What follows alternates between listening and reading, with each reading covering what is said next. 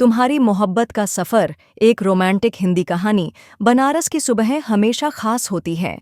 गंगा किनारे बहती ठंडी हवा, मंदिरों से आती घंटियों की आवाज़ और घाटों पर जलती आरती की लौ हर किसी को सम्मोहित कर देती है। इन्हीं खूबसूरत नज़ारों के बीच कबीर अपने कैमरे से तस्वीरें ले रहा था। फोटोग्राफी उसका जुनून था और बनारस उसके लिए किसी स्वर्ग से कम नहीं था। उसी समय सफ़ेद सलवार कुर्ते में एक लड़की घाट की सीढ़ियों पर बैठी थी। उसकी आंखों में अजीब सी उदासी थी, लेकिन चेहरे पर एक सुकून भरी मुस्कान। कबीर ने अनायास ही उसका फोटो खींच लिया। जैसे ही कैमरे का क्लिक हुआ, लड़की ने चौंक कर उसकी तरफ देखा। आपने मेरी फोटो खींची? उसने हल्की मुस्कान के साथ पूछा। कबीर थोड़ा हिचकिचाया, फिर बोला, हाँ, वो लाइटिंग अच्छी थी और आपको देखकर लगा कि ये पल कैद कर लेना चाहिए। लड़की मुस्कुराई। तो आप फोटोग्राफर हैं? हाँ, प्रोफेशनली नहीं, लेकिन दिल से हूँ। अच्छा, मैं अवनी, और आप? कबीर। उसने हाथ बढ़ाया। अवनी ने भी मुस्कुराकर हाथ मिलाया। ये उनकी पहली मुलाकात थी, लेकिन शायद किस्मत ने कुछ और ही सोच रखा था। अवनी और कबीर की मुलाकात अब रोज होने लगी, कभी घाट पर, कभी किसी कैफे में।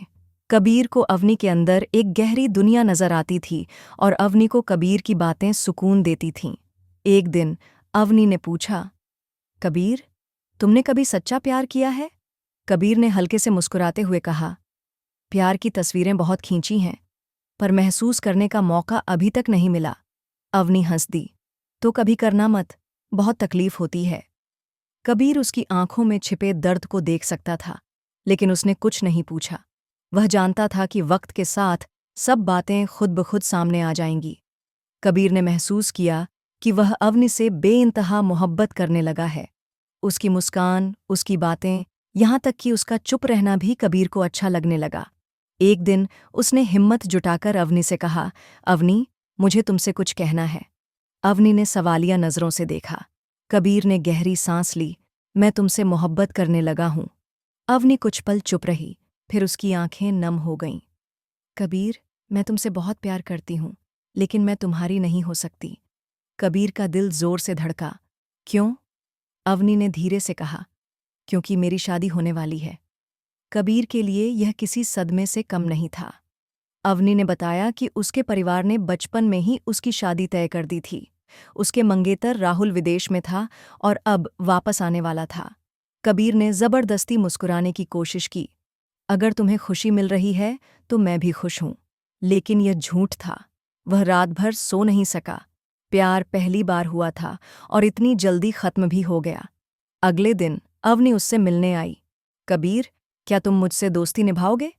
कबीर ने उसकी आंखों में देखा और सिर हिला दिया। हमेशा। लेकिन उसके दिल ने कहा, यह दोस्ती सिर्फ नाम की होगी, क्योंकि मेरा दिल अब भी सिर्फ तुम्हारा है। अवनी की शादी का दिन आ गया। कबीर ने खुद को मजबूत किया और शादी में शामिल हुआ। अवनी दुल्हन बनी बेहद खूबसूरत लग रही थी, लेकिन उसकी आंखों में एक अजीब सा खालीपन था।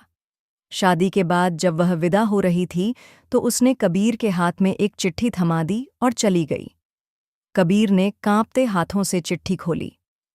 कबीर, मैं भी तुमसे उतना ही प्यार करती हूँ जितना तुम मुझसे, लेकिन हमारे प्यार को नाम नहीं मिल सकता था। मैं चाहती थी कि तुम हमेशा खुश रहो, लेकिन शायद यह मुमकिन नहीं।